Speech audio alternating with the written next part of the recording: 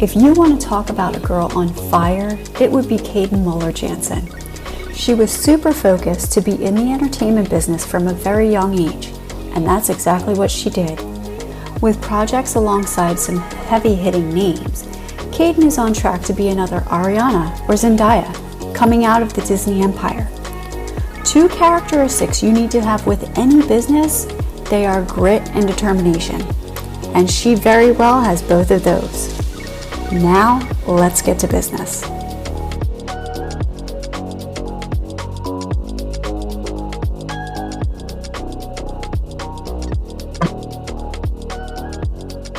Hey guys, my name is Tatiana Ryan and I am your host for the Businessy Podcast. Today, I have an absolute girl on fire.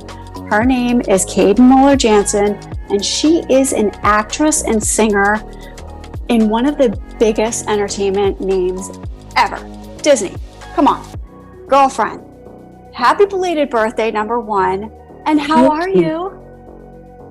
How am I? That's a hefty question. And in a time like this, I'm beyond great. I mean, my life has been just blessing after blessing. So I'm doing absolutely amazing. It has been blessing after blessing. And I'm just going to break it down for anybody who is living under a rock and may not have heard of you. Okay. You have a plethora of music out on every platform. You have done stuff with Disney before, but currently you are Hartley on Disney's The Villains of Valley View. You were Raury on Tubi's Classmates. And you also have a brand new single coming out on July 14th, Meant to Be.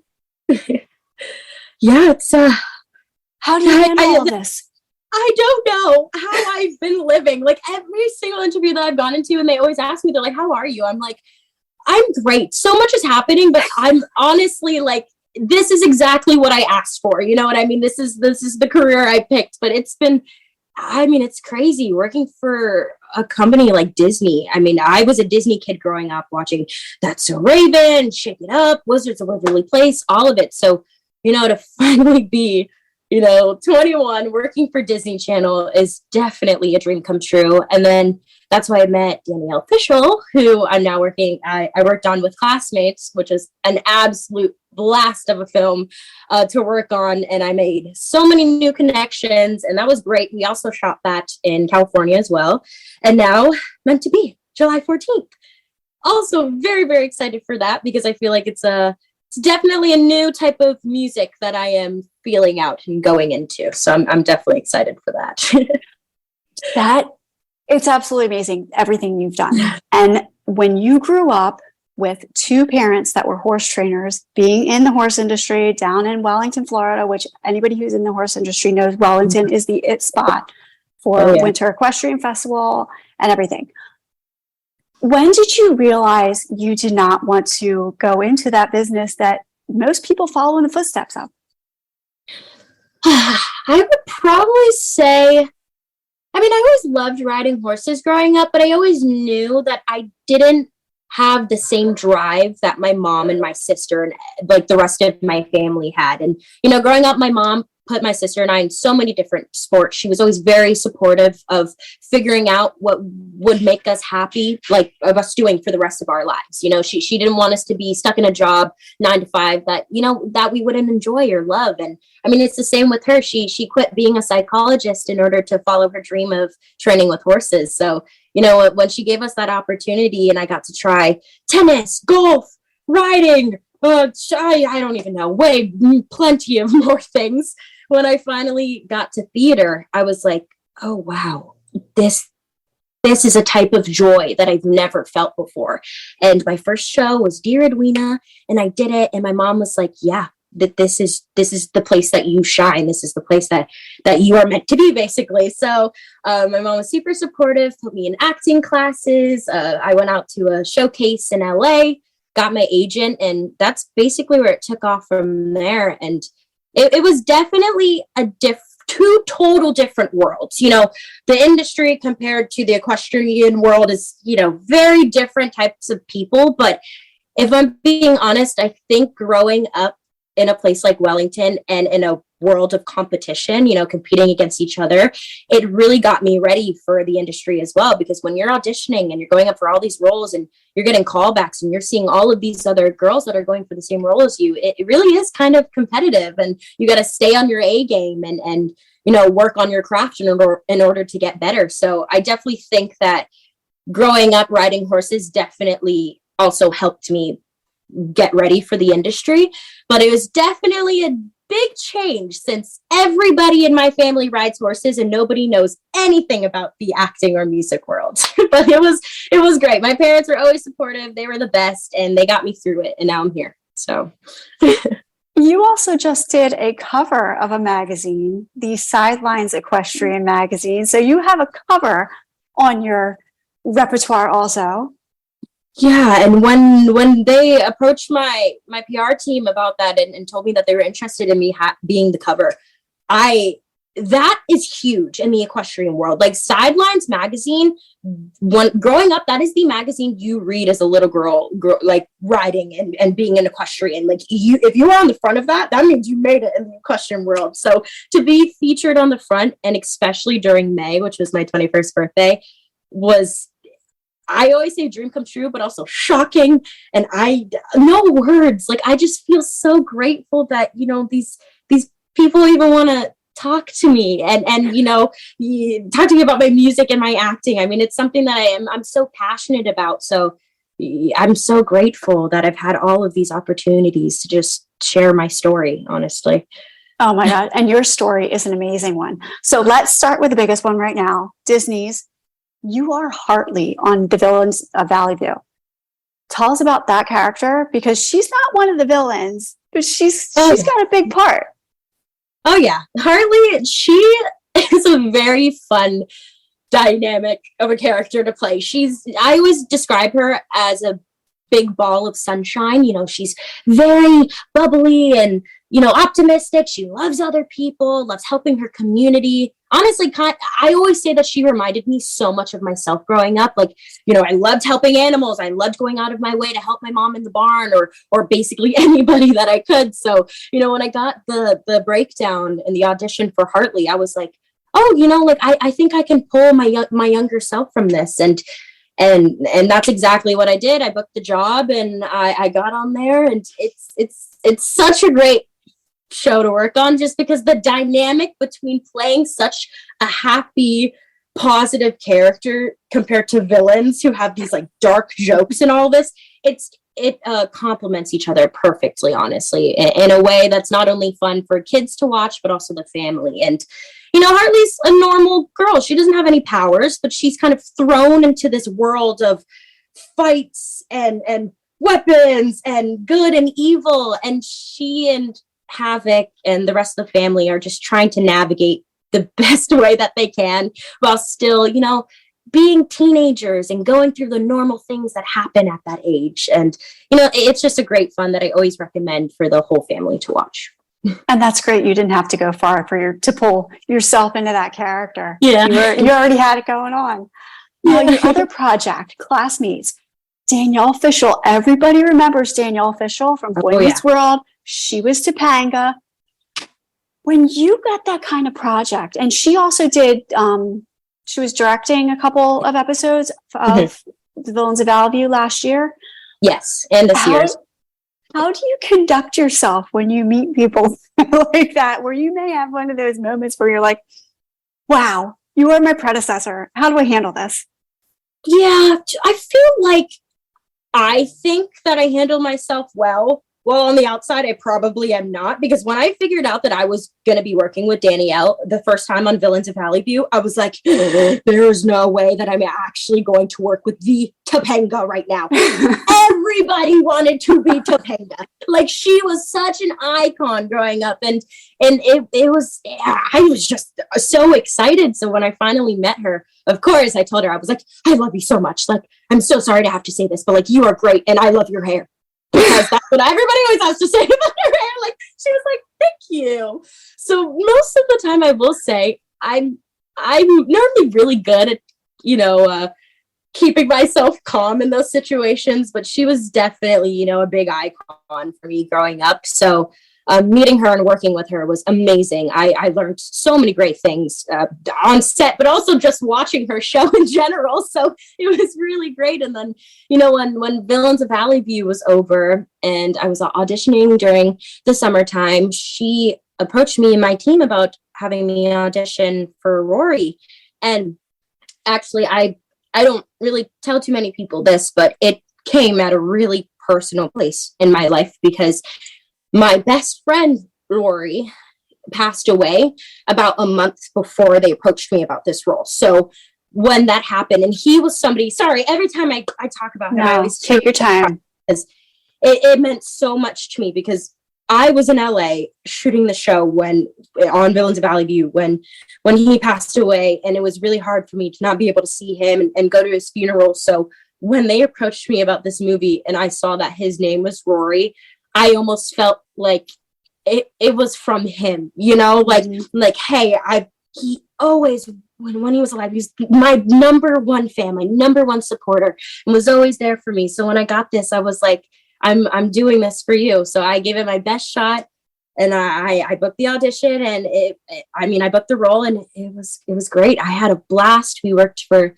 3.5 weeks by Torrance, California, and we shot at a college out there that was beautiful. And oh my gosh, it was such a blast. I mean, it's a comedy movie. I'm working with Danielle and her husband, who's the writer as well.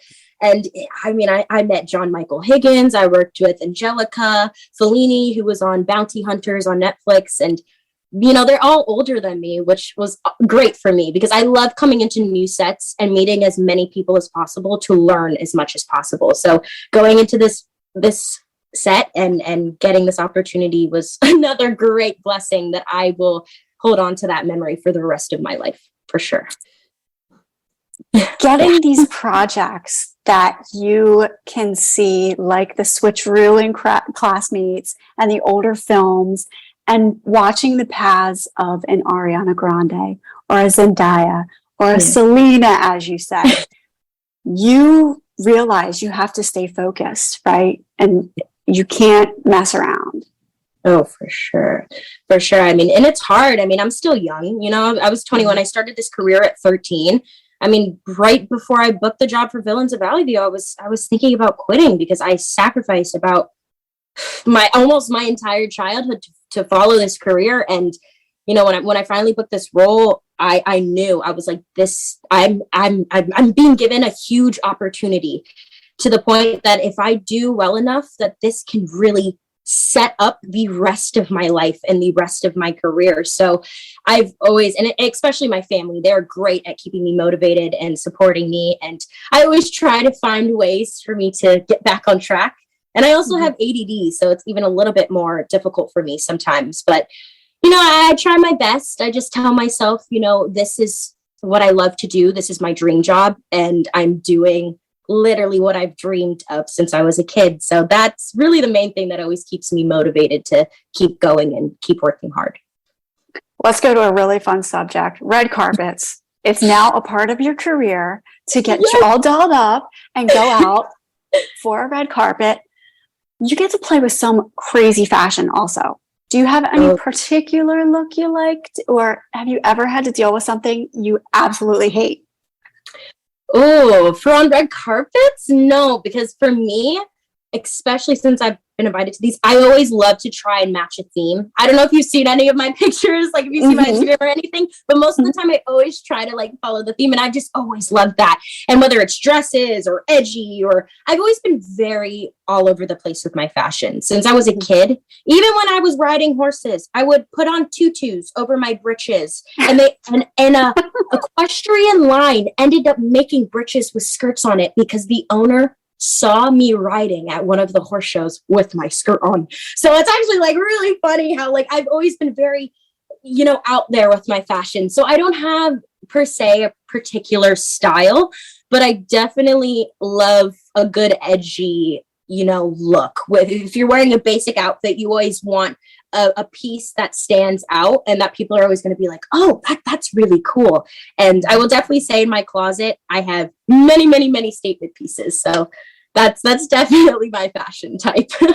Well, you're definitely a trailblazer, it sounds like. And yeah, I've seen some of the pictures. But do you get a stylist or do you pick your own outfits?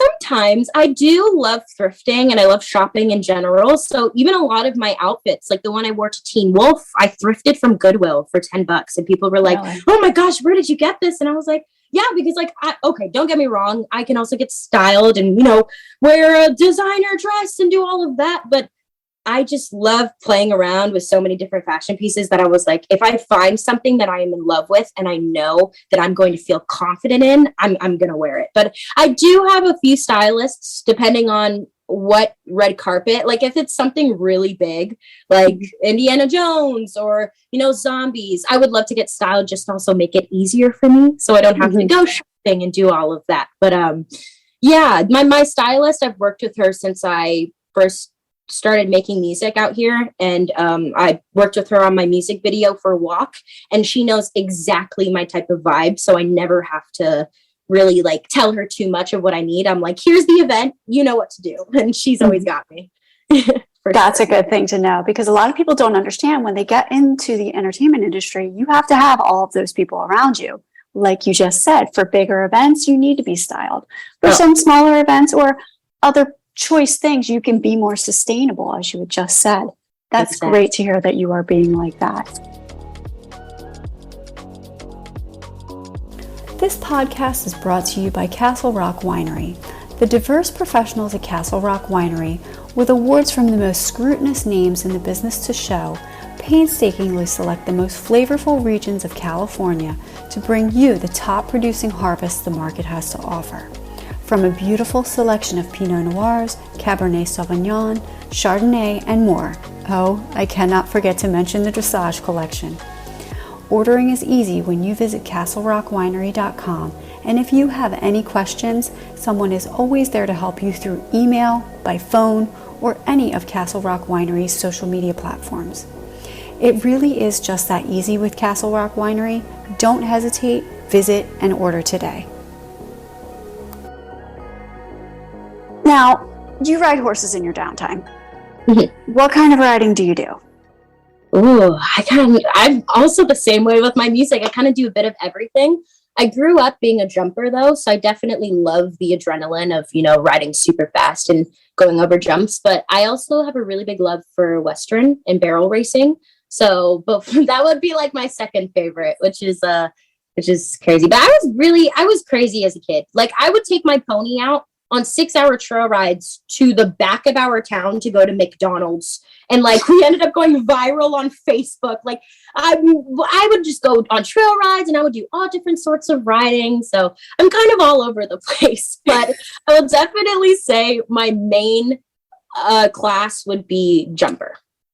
Yeah, we'll have to hook you up with Amberly Snyder. We had her on the show before, and she's a barrel racer. She was on Yellowstone, so lots of get you together. Oh my God, please. That would be great.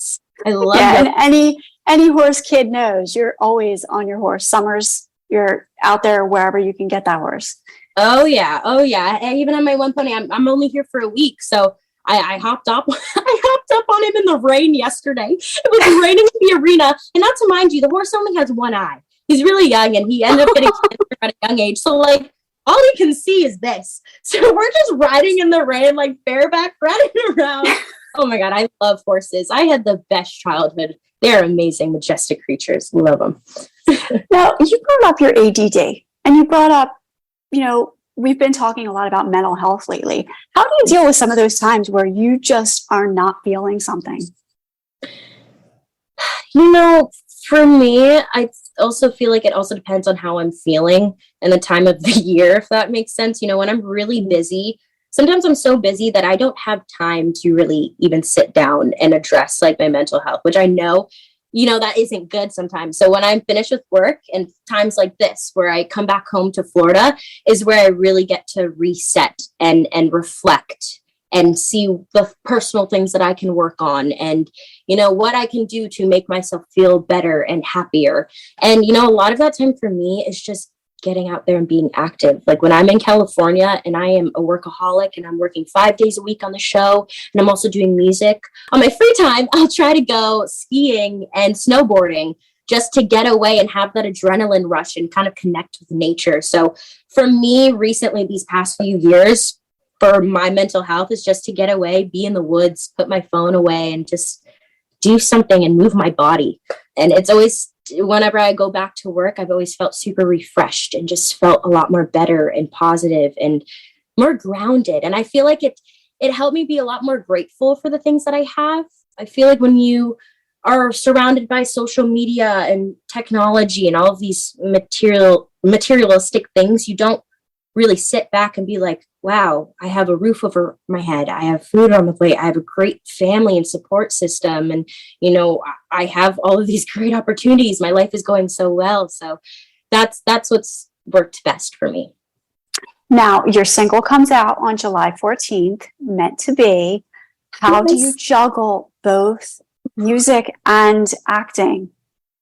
I will say, because that's a lot. Yeah, season 2, I will definitely say was crazy for me because season 1, I slacked off a little bit on making music because I wanted to concentrate. It was my first big show. I was really excited to play Hartley. So when I came back for season 2, I was working on music and acting at the same time. And I'm not going to lie, I was exhausted. I was very, very exhausted, but I absolutely loved the music I was making and I was so proud. And that's honestly the only thing that kept me going. It was the only thing that kept me going. Every new song and every new vocal that I would hear or a new cut of a song, I was like, oh my gosh, this is so good. Like, yes, I'm super exhausted, but this is making me so happy. I want to finish this so other people get to hear it. And, that kept me going. And also my family and my dogs as well. But, I feel like everybody has it. You have your ups and downs. Sometimes you feel really great and sometimes you feel really low. And you need people around you to support you and lift you up when you can't do it for yourself. And sometimes my life can get so crazy that sometimes it's hard for me to bring that joy back myself. So when I have support from my friends and family to help me, that's always the best part. Okay, what kind of dogs do you have? Oh my God, I have so many. Okay, I have Lulu, Brownie, and Wolfie right now. So Lulu is a mutt. They're really all mutts, but Lulu is like a terrier. What's that one that has the hair going down the back? I totally forgot what that's called. They like stick up and they point their okay, never mind. Oh my gosh. She's like a terrier pit bull Rottweiler mix. So she's honestly a mutt. You look at her and you're like, what kind of dog is that? I have no clue. And then Brownie is a terrier Chihuahua mix. So he just looks like a bigger Chihuahua. And he looks like a brownie. He's brown. Super cute. And then there's Wolfie, who's my little baby. And he looks like a fox. He looks like a baby fox. He's red and has like this big mane. Every time people see him, he's like, that's either a coyote or fox. That's not a dog. And he acts like it too. So yeah, I have those 3. And we used to have more, but they're on the older side and they passed away slowly this year. But they love living on our farm. I mean, they live the best life from puppy all the way to old man. They run around and they go chase after birds and bunnies. And then we're like, stop, no, don't do that. And they have a blast. So, I mean, same, like right now we also have 6 cats. Oh my goodness, 17 horses, 3 guinea pigs. My mom has had enough of me because me and my sister just keep rescuing animals and bringing them home. And my mom was like, enough. I can't take care of any more animals, please. But yeah, we've always had a soft spot for them. And I mean, we have a 5-acre property, so it's not like we can't handle it. So we try our best to give our animals a great life. Well, you give your animals a great life, but you also give back to the animals in the community also. What kind of stuff do you do with that? So I actually work with a foundation called Brook USA. They hold a few fundraisers every year. You can also look on their website as well for other ways to support their fundraisers as well. But basically, they go to third world countries and they educate, the less unfortunate about how to properly take care of their animals. They build them new barns, new homes. They get them watering holes because unfortunately what happens is, a lot of these countries, they can't afford mopeds or cars or any of these things. So these horses are the only thing that are getting them from point A to point B.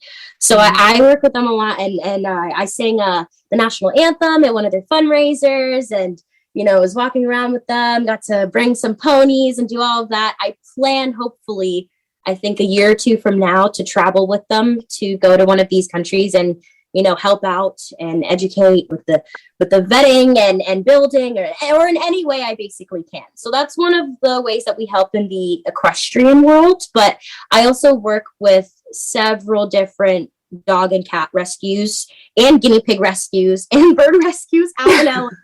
Many animals.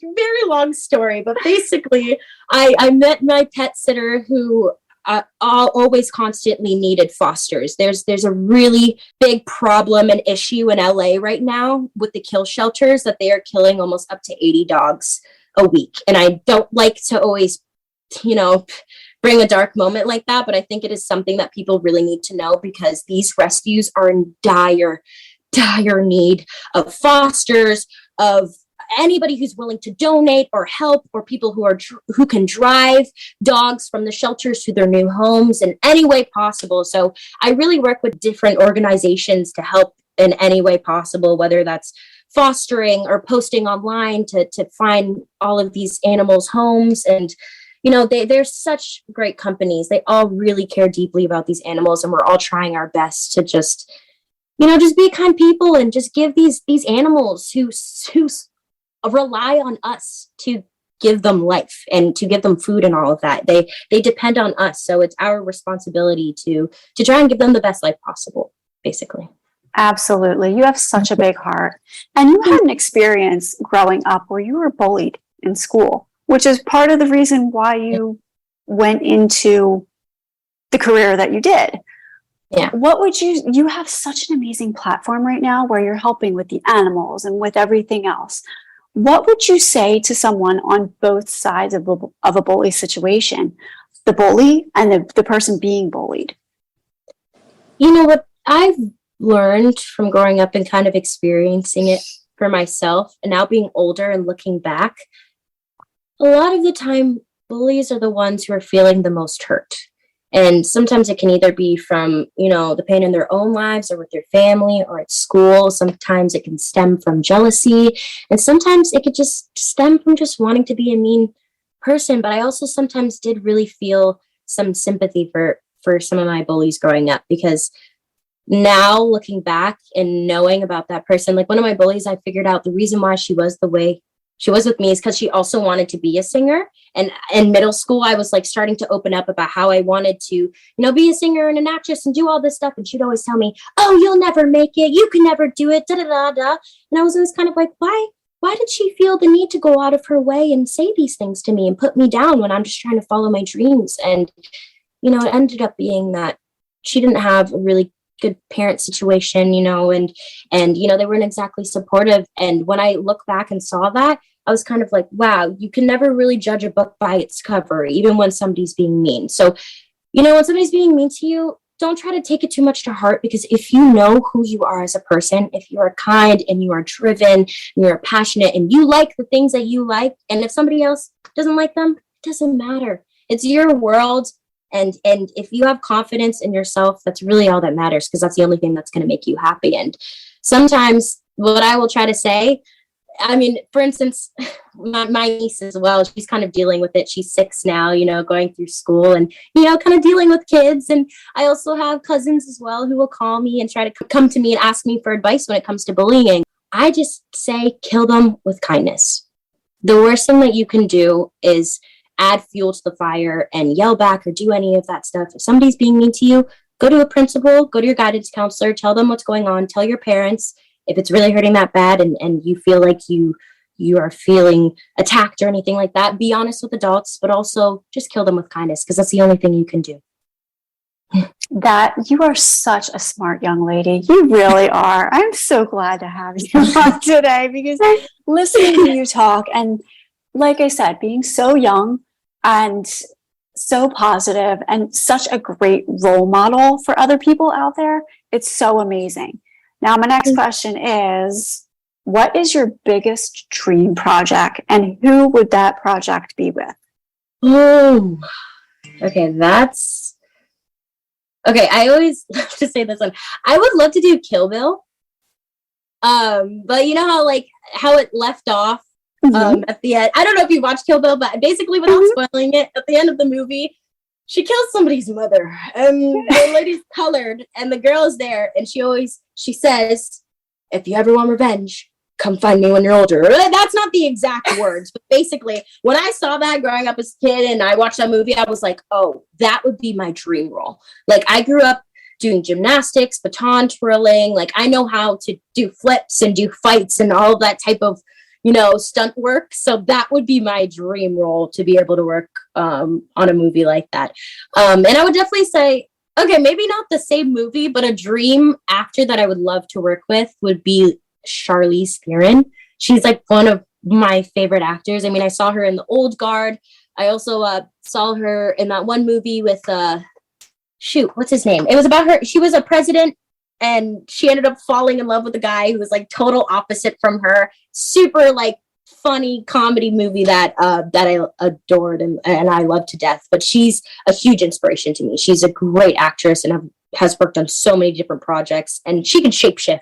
She's like an actress that I've seen go from like total, lady to like total tomboy type of moment, and just total 360. And I definitely look up to actors who have the ability to play any different type of role, because it is difficult to become a whole different person than yourself.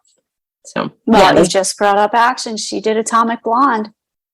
Oh yes. Oh my gosh. Mm-hmm. I also saw the movie a long time ago. My first time was, I think, on a flight over to Europe, and I was obsessed. I love those type of films that have like cool, like kick-ass women who can do like fight scenes and never take crap from anybody. That would definitely be like a dream movie to work on. Something with like cool stunts and, I don't know, Charlie's Angels. Well, you are in the Villains of Valley View, so that maybe Marvel will come along, and that's also a huge one. I'm also a huge Marvel fan. See, that's so difficult. When people ask me, they're like, "What's a dream project you want to work on?" I'm like, there's so many things that I would love to work on, but definitely action movies would be my favorite. I would love to work on an action film. Sorry, that took a long time to get to that final point. I was like debating with myself. I'm like, what is the dream film I want to work on? Well, no, there's so many opportunities out there. So you have everything right on your horizon, sweetheart. It sounds so amazing. What is coming next besides the single out on the 14th, which is right next week? I know, it's so crazy. It's so soon. I'm super excited for that single to come out, but I actually just recently finished a new song that I don't want to spoil anything yet, which I believe might be the next single. Not sure yet. I'm not going to make any promises, but I'm really hoping it will be. I also am slowly getting my songs together for either an EP or an album coming out, and I have a few more projects that I'm working on, but I'm not allowed to say anything, so it sucks. But all I'm going to say is, if you keep watching all of my social medias, I'm always keeping people in the loop of any of the music I'm making or the projects I'm on. So I try my best to be open with everybody. Well, we'll just have to have you back on every time you release something. For sure. Please. I would love to. Anytime. Definitely. Hopefully after the EP or album. We'll see. Well, besides your website and all of your other social media that will be linked in the description of this podcast, I will also put Brooke USA. Is that the? Yes. Okay. Brooke we'll USA. put that in there.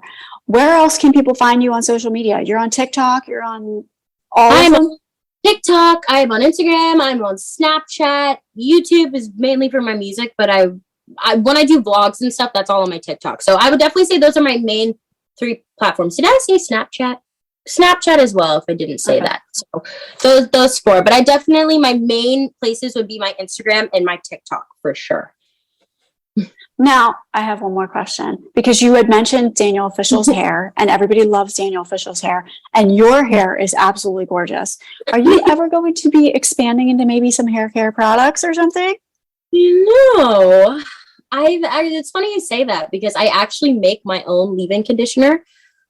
So I have been considering it. I've always loved doing makeup. I've always loved doing my own hair care and all of that. So it has been a thought that has crossed my mind. But it's also really funny because Danielle just came out with her Be Free hairline, which she sent to me, which is absolutely amazing as well. So that was definitely a big inspiration. Like I told my mom, I was like, maybe I should do this. I was like, come up with some little hair curl cream for everybody to use. But yeah, no, for sure. I would love to also one day do a makeup line because makeup was also a really big thing for me growing up. I loved playing with colors and making myself look like a total different person.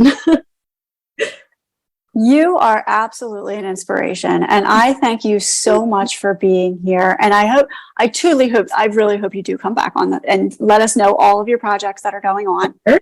We need to keep up with everything because you have got so much going on ahead of you. Crazy. But no, seriously, thank you so much for having me. I really enjoyed talking with you. Oh, I'm so excited. I am Tatiana Ryan. This is the Businessy Podcast, and Kayden Muller-Janssen just told us everything that she is doing, and I thank her again so much for being here. Thank you so much, Kayden. Thank you. Have a nice day.